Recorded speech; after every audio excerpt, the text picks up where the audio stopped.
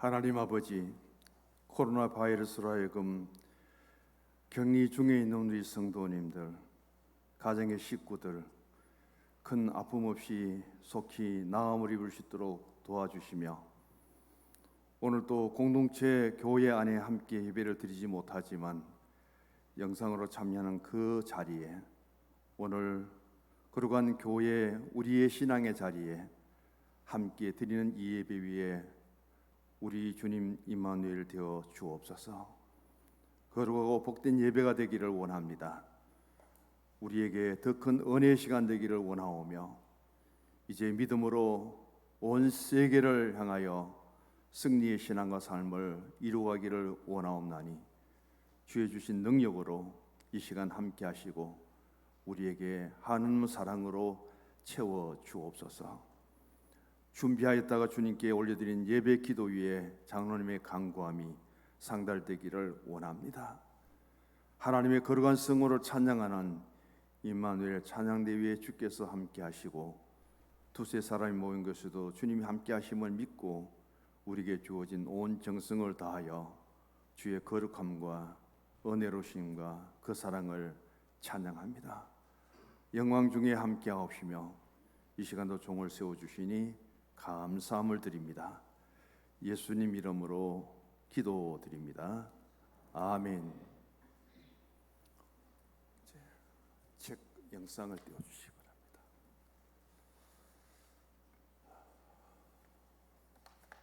그 청년 바보 의사입니다. 그 청년의 이름은 안수현이고요, 서울 영락교회 출신입니다. 고려대 의대로 나와서 의사로서 군의관 생활을 하다가 유학생 출리로 하여금 급하게 죽게 됩니다. 영락교회 이철신 목사님의 목회 안에서 신앙생활을 잘 하였고, 특별히 김동호 목사님의 가르침을 통해서 청년 시절에 확실한 신앙을 가지게 되었습니다. 안수현 저 청년은 예수 그리스도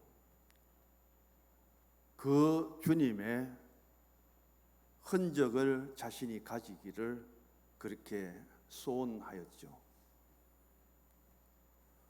예수님이 33년 동안 사신 것처럼 저 안수현 의사도 33년의 삶을 살면서 예수님 남기신 그 십자가의 흔적은 따르지 못할지라도 그는 자신의 삶 속에 아름다운 흔적을 남겼습니다.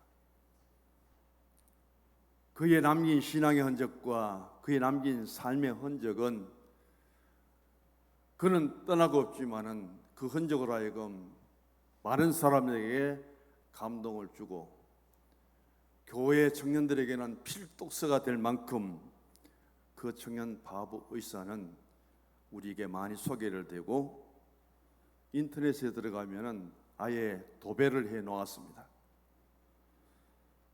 스티그마라고 하는 그 흔적이 우리의 삶 속에 얼마나 많이 남아 있습니까?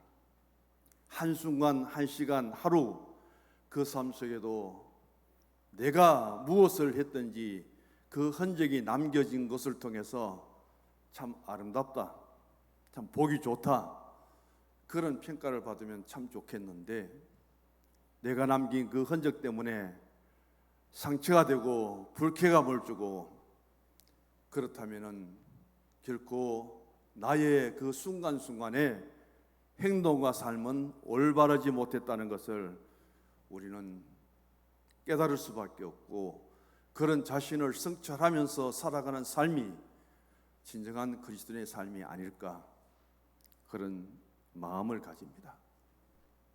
그 청년 바보 의사는 자신이 많은 글을 남겼지만은 자기 스스로가 저 책을 쓴 것은 아닙니다. 33년의 짧은 생을 마쳤지만은 그가 신앙 안에서 삶 속에 남긴 그 덕이 얼마나 아름다웠던지 많은 사람들이 그 글들을 모으고 만남을 통해서, 신앙을 통해서 함께 경험하고 체험하였던 그 사람들이 글을 모아서 저 청년의 고귀한 흔적을 지울 수가 없다고 하여 기록된 책입니다. 한 주간 동안 저는 9가지 목차의 그 내용들을 보면서 그 청년 바보 의사로부터 마지막 9번째 주제가 흔적이에요. 그것을 돌아보면서 짧은 삶을 살았지만은 얼마나 살았느냐는 것이 중요한 것이 아니라 어떻게 살았느냐, 어떤 영향력을 남기고 끼쳤느냐, 그곳에서 우리에게 주어진 엄청난 도전을 저는 바라보게 됩니다. 33년의 생을 사셨던 예수님이 오래 사셨습니까? 아니요. 어떻게 사셨습니까? 그 예수님의 33년의 생애가 이 세상에 사람들에게 어떤 영향력을 끼쳤기에 오늘의 기독교를 통해서 예수님의 그 구원하심, 예수님의 그 사랑하심, 예수님이 우리에게 주신 그 은혜로우심, 그 영향력이 온 세계 속에 얼마나 끼쳐지고 많은 사람들에게 감동을 주고 있느냐 하는 것을 바라보게 됩니다.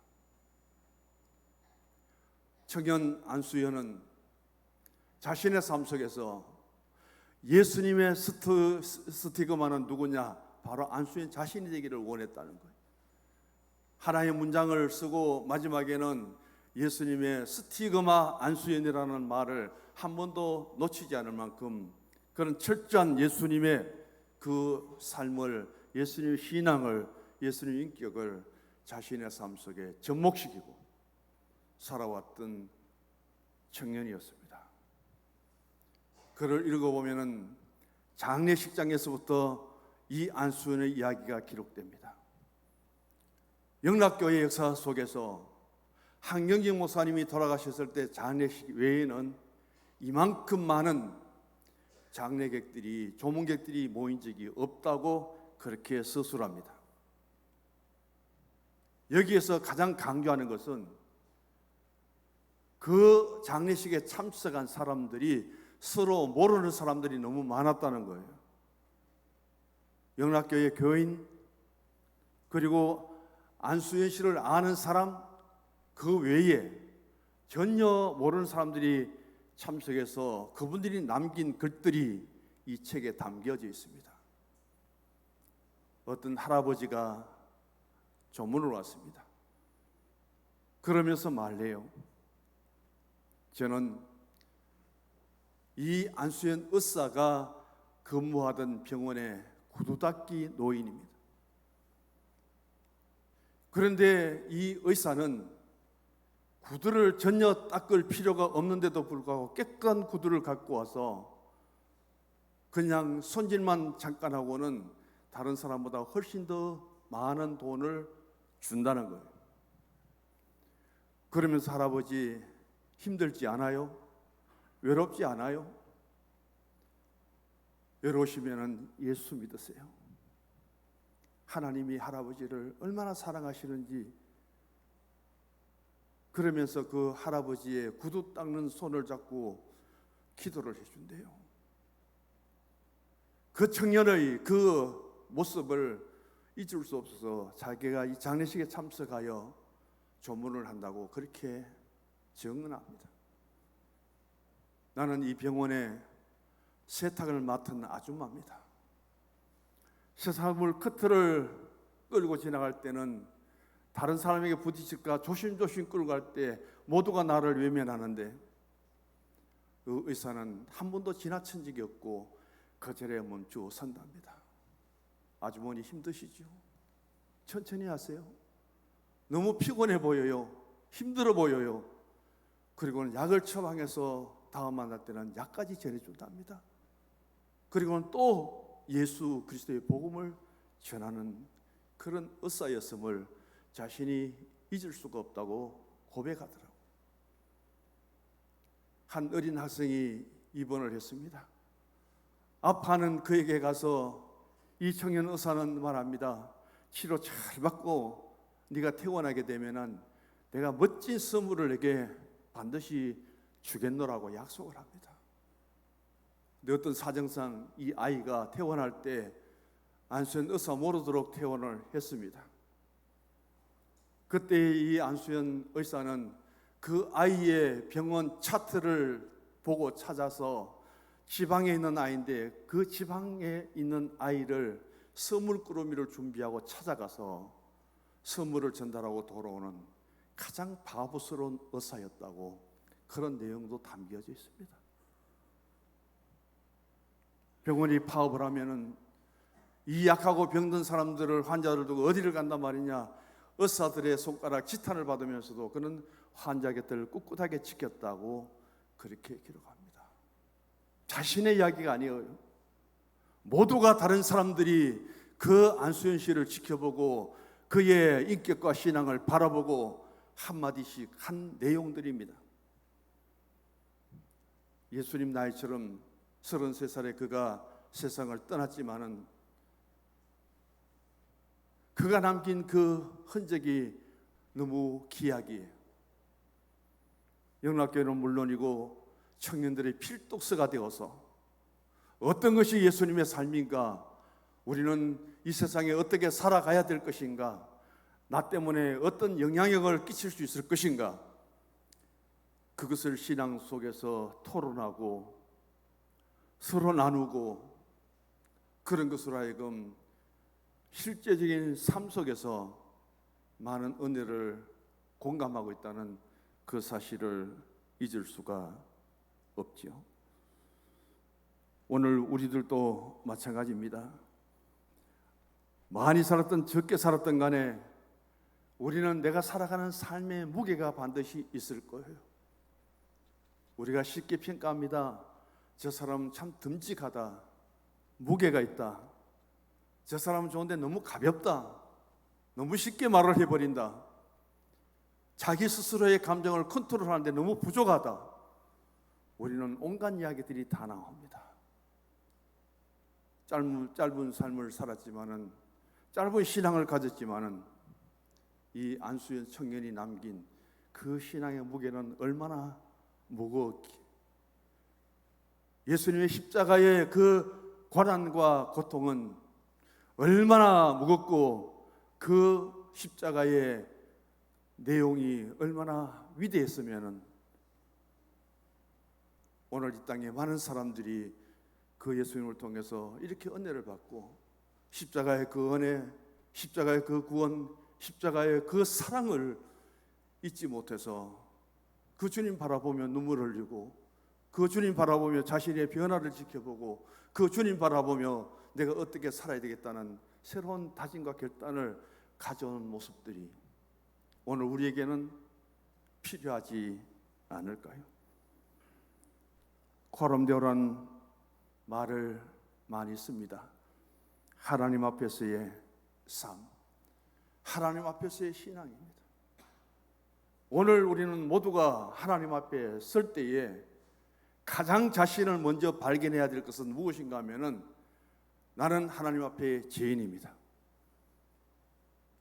코람데오 하나님 앞에 어떤 모습으로 서든지 간에 제일 먼저 나와야 될 고백은 하나님 앞에 하나님 나는 죄인입니다. 죄인임을 고백했으면 회개부터 해야 되죠. 진정한 회개를 통해서 예수 그리스도로 하여금 성결함을 받은 그 마음에 하나님 말씀에 복음이 들어와야 되고, 그 복음이 나에게 감동을 주고 성령의 역사가 일어날 때 거기에 나의 변화가 있습니다. 신앙도 변화가 있어야 되고, 삶에도 변화가 있어야 되고, 인격에도 변화가 있어야 되는 것이 진정한 코람데오 하나님 앞에서의 모습이에요. 오늘의 시대를 피할 시대라는 이야기를 많이 우리가 들어보았습니다. 퍼블릭 릴레이션이라, 자기 자랑, 많은 회사들은 자기 회사의 제품 자랑, TV를 켜면은 다중방송을 통해서 얼마나 많은 채널에서 자기 제품, 상품을 자랑하고 그걸 보는 사람들에게 관심을 끌게 해서 사도록 만드는지 우리가 그것을 날마다 경험하고 있습니다. 그래서 때로는 과대 광고가 나오고 때로는 거짓 허위 광고가 나와서 공정관리위원회에서 그 광고를 취소하시오, 허위 광고를 했으니까 거기에 대한 벌금도 물려가면서 그렇게 제재를 하지만은 과대 광고는 끊어지지 않습니다. 허위 광고도 멈추지 않습니다. 이런 시대를 살아가며 오늘 바울은 외칩니다. 세상의 어떤 자랑보다, 어떤 상품의 가치보다 가장 내가 자랑할 것은 예수 그리스도뿐이라고. 그 가운데 가장 고통스러운 예수님 주신 그 십자가만을 나는 자랑하겠노라고. 바울은 그 고백을 오늘 우리에게 외치고 있습니다. 지난주는 바울이 자신의 몸에 남겨진 예수 그리스도의 흔적을 통해서 그 흔적을 너무 감사하고 기뻐했던 것처럼 예수님도 이 땅에 살면서 33년의 생애를 마칠 때 예수님 몸에는 어떤 흔적이 남았는지를 십자가 위에 달리신 예수님을 바라보면서 한번 묵상해 보시기 바랍니다.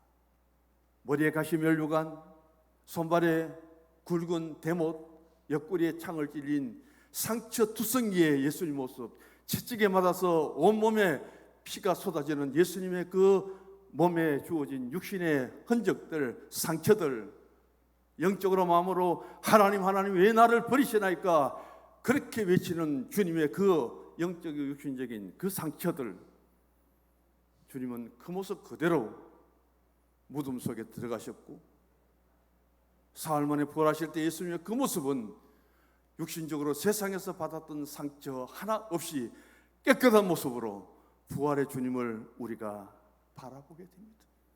많이 아팠죠. 많이 고통스러웠죠. 견딜 수 없는 그런 상처 속에 우리가 살다가 육신의 몸이 죽고 주님 안에서 다시금 부활의 신앙으로 우리가 일었을 때 그 아픔, 그 상처, 그 고통 다 없어지고 주님 앞에 새로운 모습으로 서게 될 줄 믿습니다. 이것이 기독교 신앙의 위로예요. 이게 기독교 신앙의 소망이에요.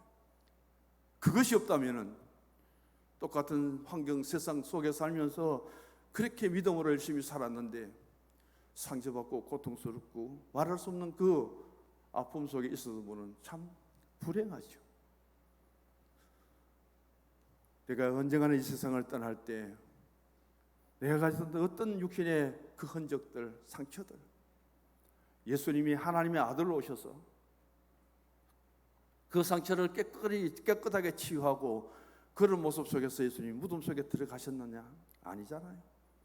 그대로 안고 예수님 무덤 속에 들어가셨습니다. 사흘 뒤에 무덤을 열고 다시 사신 예수님 모습은 사흘 전과는 비교될 수 없습니다. 십자가에 달렸었던 예수님의 그 모습은 찾아볼 수 없는 그 거룩한 모습으로 예수님은 많은 제자들이 보는 앞에서 성천하신 모습을 우리에게 보여줍니다. 그날이 주어지더라도 너무 두려워하지 마시고요, 불안하지 마시고요, 예수님 안에 있으면 나도 예수님처럼 될 수 있습니다. 예수님 우리에게 보여주셨습니다. 그대로 우리에게도 주어질 줄 믿고 어렵고 힘들어도 내게 불안하고 두려움이 있을지라도 그 신앙 붙들고 믿음으로 더 힘있게 내게 주신 능력을 주님 앞에 보여드리며 믿음으로 나아갈 수 있기를 간절히 원합니다. 오늘 우리는 세상을 살아가면서 많은 사람들을 만나는데 무엇을 그 사람이 지금 자랑하고 있느냐, 거기에 대해서 그 사람의 인격도 그 사람의 가치관도 우리가 생각할 수 있습니다. 만나면은 돈 자랑합니다. 나는 한 달에 얼마를 번다고 그렇게 물질적인 것을 앞세울 때 그 사람은 세속주의입니다. 나는 그 삶 속에서 그 물질이 가장 귀한 것을 여기면은 그 사람은 물질주의자가 될 수밖에 없습니다. 그리고 나는 너무 세상 속에서 내 외적인 것을 자랑하고 내 육신적인 것을 자랑하면 그 사람은 육신주의입니다. 코로나19로 하여금 교회의 여러 가지 갈등 속에 무엇이 또 문제가 되었느냐 하면은 대체적으로 당에서 그런 일들이 많겠죠. 정부가 통제하니까 정부가 시킨 대로 우리가 따라합시다. 예배도 중단하고 비대면으로 하고 그걸 주장하면은 당신은 인본주의요. 지금요 인본주의, 신본주의가 지금 대립돼 가지고 한국교회가 야단입니다. 아니에요. 어떤 경우에도 예배는 멈춰서 안 됩니다. 하나님께 예배드리는 것이 우리의 의무입니다 하고 그렇게 주장하면 당신은 신본주의요. 당에서 회의하는데 한편은 신본주의, 한편은 인본주의. 어느 게 맞아요? 참 헷갈리들 만듭니다. 지금 세상이. 우리 교회는 어디에 속할까요? 좀 신본주의, 인본주의 따지지 마시고 내 신앙의 양심에 따라 예배를 드려야 된다면 참석하십시오. 불안과 두려움 있고 예배를 비대면을 하면 좋겠다 생각하는 분들은 가서 영상 예배를 드리십시오. 거기에 인본주의가 있고 거기에 신본주의가 있는 거 아니에요. 왜 그것 때문에 다투고 왜 그것 때문에 논쟁거리가 됩니까? 요한일서 2장 16절에 보면은 세상에 자랑할 것은 없다고 했습니다.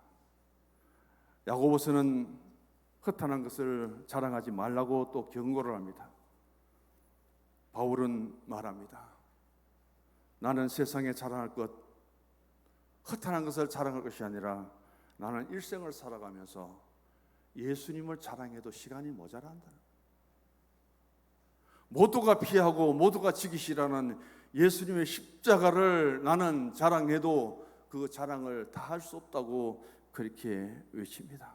오늘 본문 14절 같이 한번 읽으십시다. 그러나 내게는 우리 주 예수 그리스도의 십자가 외에 결코 자랑할 것이 없으니 그리스도로 말미암아 세상이 나를 대하여 십자가에 못 박히고 내가 또한 세상에 대하여 그러하니라. 바울은 이렇게 확신한 신앙 속에 그 말씀을 증거합니다. 바울은 왜 세상에서 자랑할 것이 없을까요? 가장 그 당시 세상적으로 자랑할 것이 많은 사람 중에 한 사람이 사도 바울입니다. 왜냐하면요, 유대인, 히브리인 중에서도 베냐민의 족속에 속합니다. 야곱의 12아들 중에 전부 이방 땅에서 태어났어요. 베들레로 돌아오는 그 길에 그래도 가나안 땅에서 태어난 아들이 유일하게 베냐민입니다. 하나님 약속의 땅에서 태어난 그 아들이에요. 거기에 지파에 속합니다. 가마리엘 문화생에서 최고의 학문을 배운 사람이죠. 사회적으로 얼마나 지도층에 속하고 있습니까? 세계 사람이 부러워하는 로마 시민권을 갖고 있죠. 자기 민족들이 가장 존경하는 유대교의 바리새인 중에 바리새인이죠. 율법주의죠. 젊은데도 얼마나 그 신앙을 인정받았든지 유대교의 최고 열심히 있는 사람이 모이는 열심 당원이었습니다. 그래서 청년회 때부터 서대환이 예수의 복음을 전하다가 돌에 맞아 죽을 때 거기 가편에 써가지고 죽을 짓을 했다고 그렇게 외친 사람이 바울이에요. 그도 모자라서 다메섹에 피해 있는 예수 믿는 사람을 잡으려고 대제사장 공문을 가지고 혈기등등하게 그가 다메섹을 올랐던 그런 믿음의 청년이었습니다.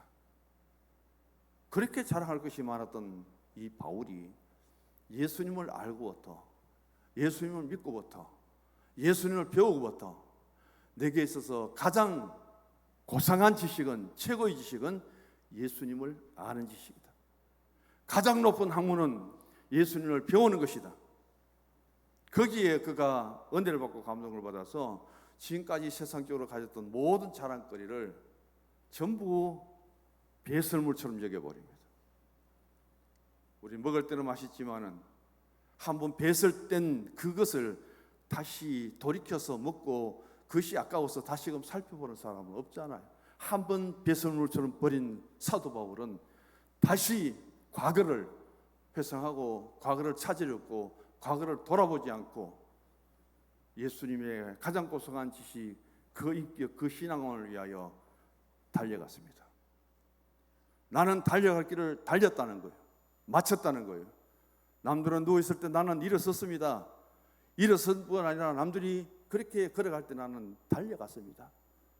그것을 자랑스럽게 외쳤던 사도 바울의 모습, 여기에 우리가 바라보면서 첫 번째 십자가로 말미암아 구원을 얻었기에 바울은 이렇게 주의 십자가를 자랑할 수밖에 없다는 거예요.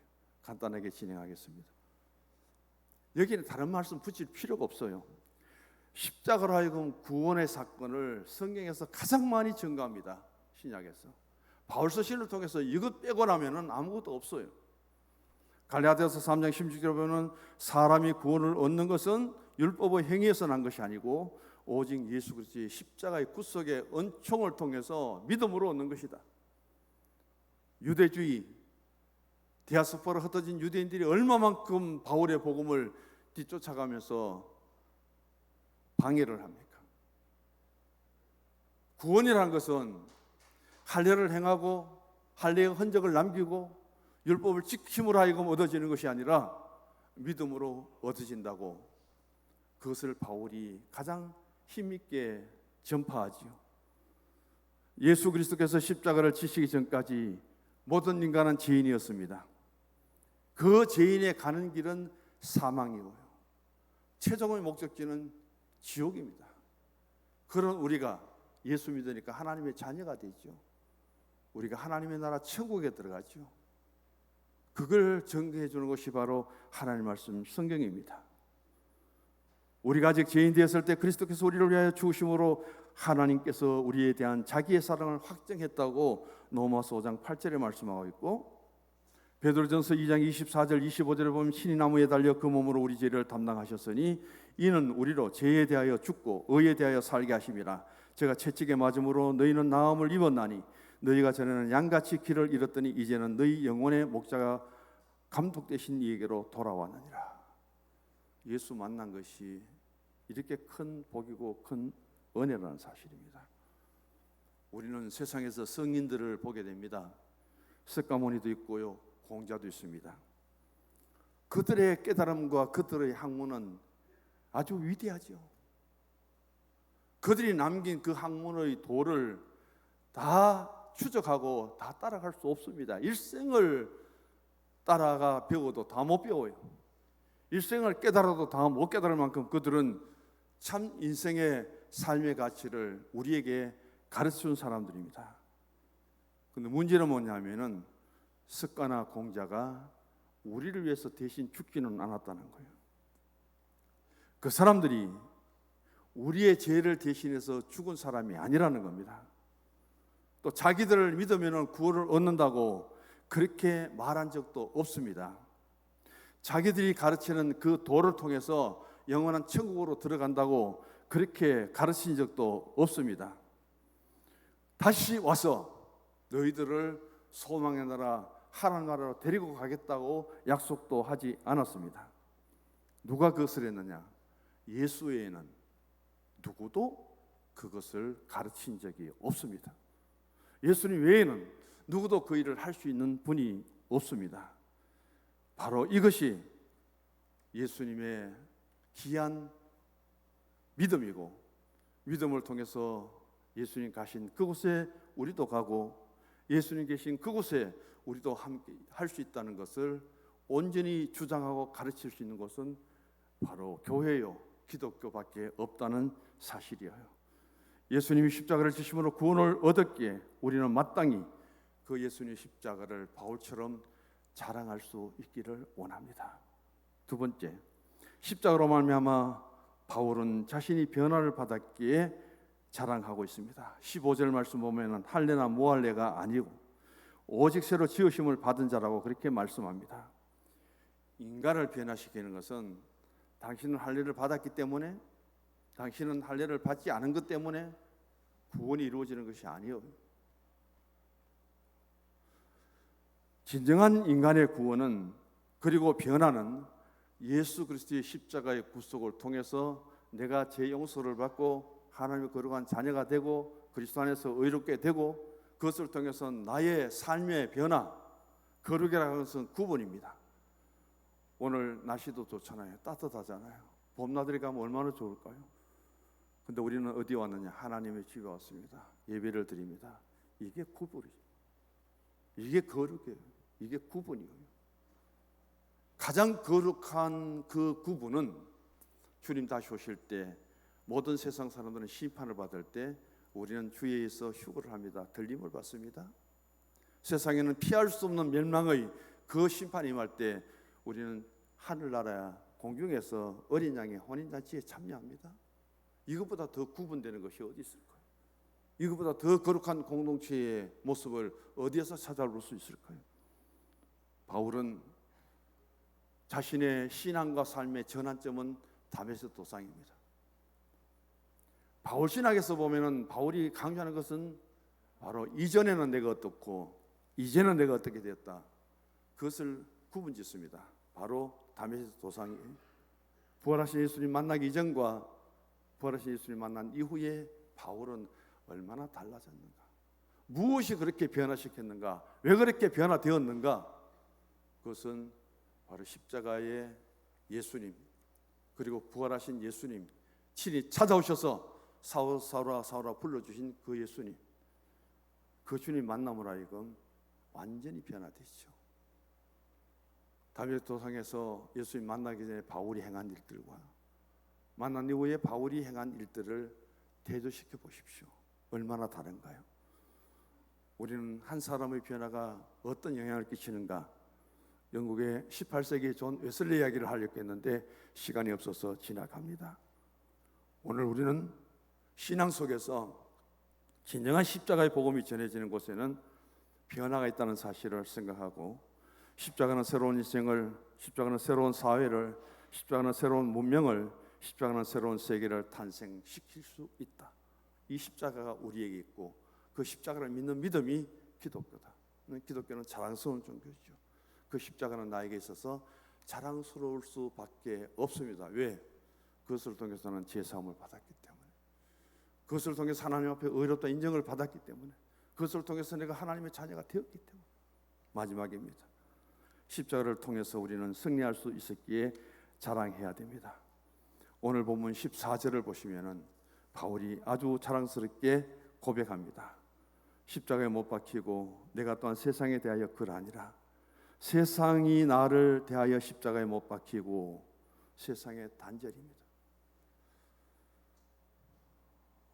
지난 목요일과 금요일 이번 노예 때 고시를 치는 장로님들, 전도사님들, 목사 후보생들 이틀간의 교육을 했습니다.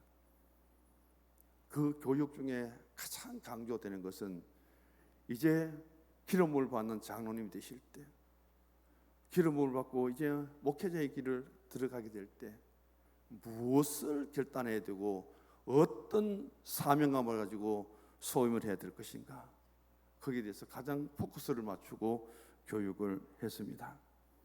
오늘 우리는 이 세상 속에서 십자가로 하여금 우리에게 주어진 그 영향력, 십자가는 모든 것의 승리의 표적이죠. 표상이죠. 과거에 복음을 일찍 받아들인 나라들은 자기 나라의 국기를 그릴 때마다 십자가를 태극기에 담고 있습니다. 그 국기를 통해서 우리는 그리스도를 믿는 나라입니다. 하나님이 우리를 지켜주시는 나라입니다.